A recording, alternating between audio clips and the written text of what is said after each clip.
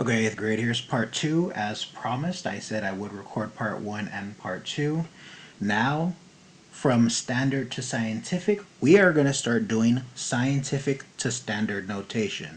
So we're taking this part right here and we're going backwards back to our whole number or part of a number. Okay? But please remember, zeros on the right, positive. So if you have a positive exponent, the zeros are going to be on your right. If you have a negative exponent, the zeros are going to be on your left. And we are still going to be counting decimal places. Okay? So for our first example, we're going to take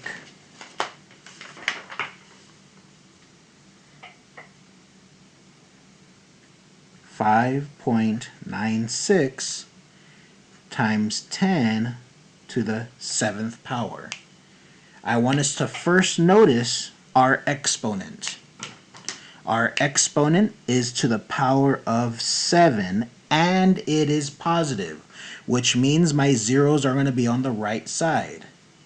And then we have 5.96. Well, remember, we are going to still have to count 7 spaces to the right to get our true real number.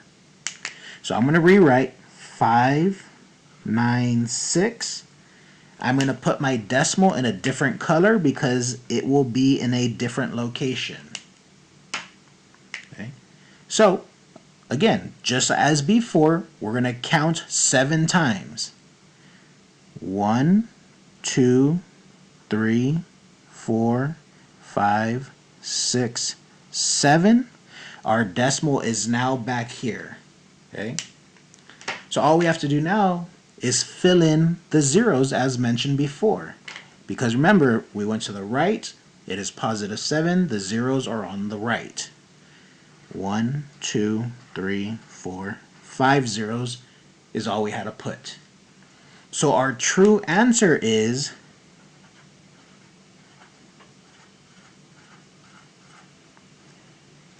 59,600,000.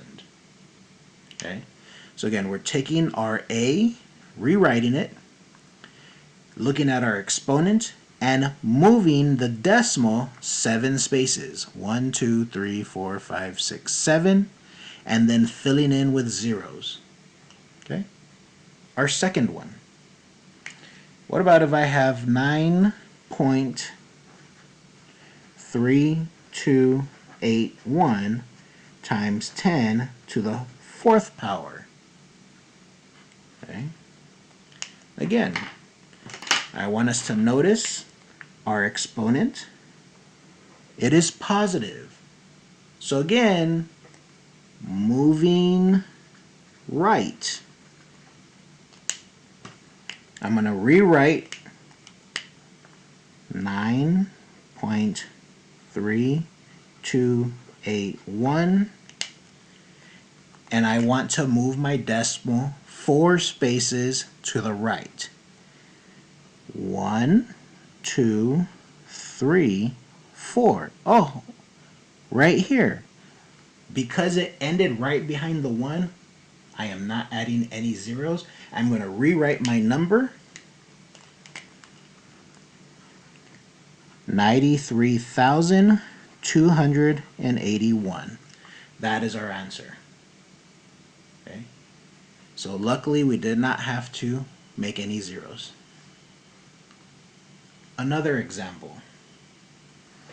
I'm going to write 5.613 times 10 to the negative 4th power. Okay. Please take notice to your exponent. This one's different. This one is negative. This one was positive. Positive, we move right. Negative, we move left. So I'm going to rewrite our A. I have 5.613 But because I'm moving left, let's do this. 1, 2, 3, 4. Now because I moved to the left, my number became small again. Something we can't see with our eye. We have to use a microscope. So here we have to place our decimal. And then we're going to go ahead and fill it in with zeros. 0, 0, 0. And that's it. So our real answer is, when we rewrite it, is going to be 0.0005613. Okay? Anytime you have a decimal with nothing in front, go ahead and just fill it in with a 0. And that's it. You went from scientific notation to standard form for a negative exponent.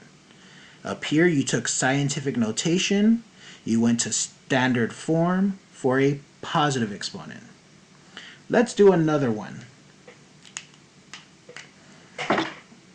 I'm going to take 2.9209 times 10 to the negative 5th power. Again, take notice to your exponent. It is negative 5. Again, because it's negative 5, we're going to have a small number, but again, we are moving to the left. So I'm going to rewrite my base number here, 2.9209. And then I'm going to remember, oh, I have to move it 5 spaces to the left. So I'm going to count 1, 2, 3, 4, 5. Create my decimal. Fill in those empty hops with 0, or empty spaces with 0. And now I'm going to rewrite it with a 0 in front of that decimal to make it look nice and neat. So 0.0002929. This is our answer in standard form for this number that's in scientific notation. Okay.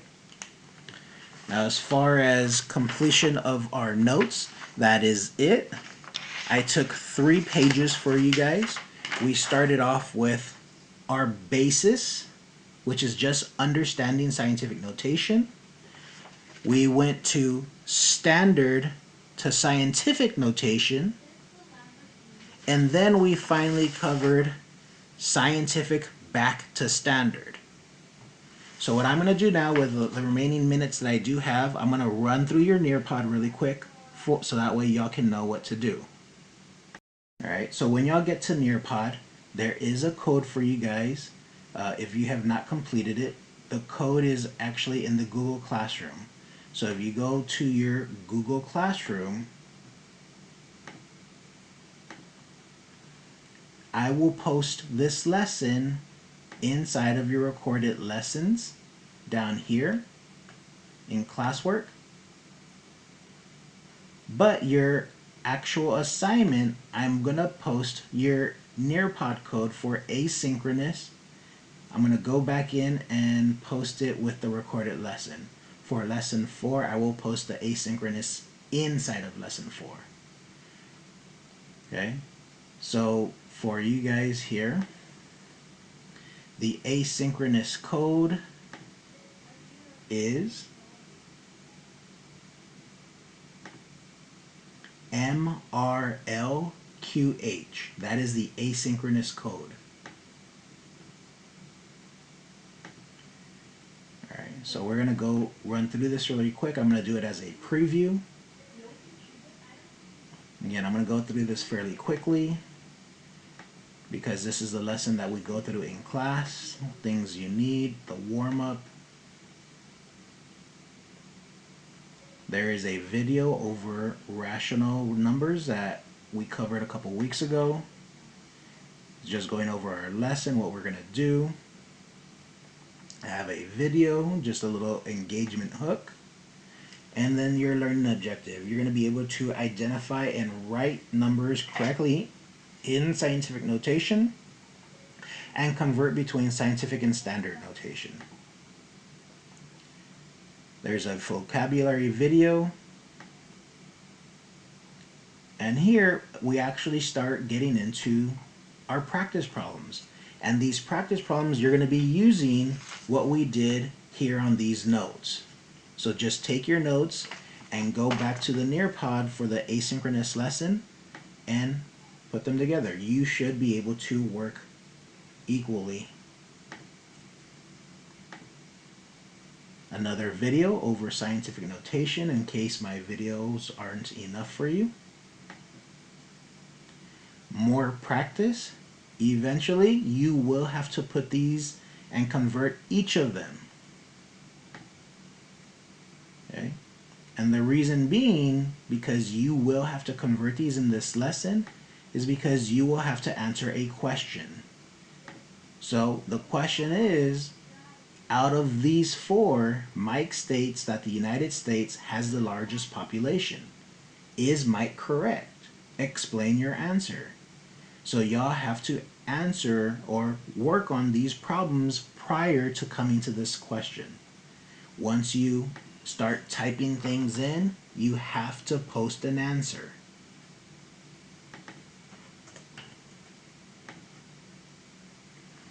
Again, we've actually done this already in my notes. If you want to copy it down again, go right ahead. There's more practice here. If you'd like to have more practice, you can do these on the right-hand side. Practice. If you're struggling, practice with these.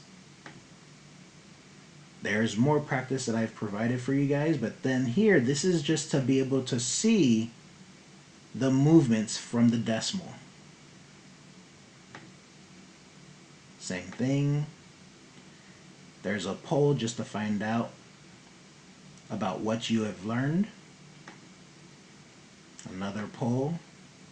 More practice. You can practice on the you try side and use your notes to help. More practice of converting to scientific notation. More scientific notation. Going from scientific to standard. Scientific to standard.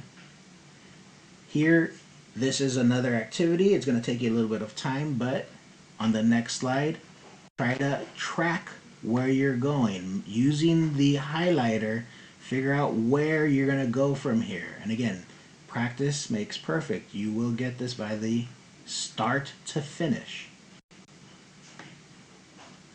Then you do have a quiz. You will need to answer the 6 questions. And then you will have to submit at the very end.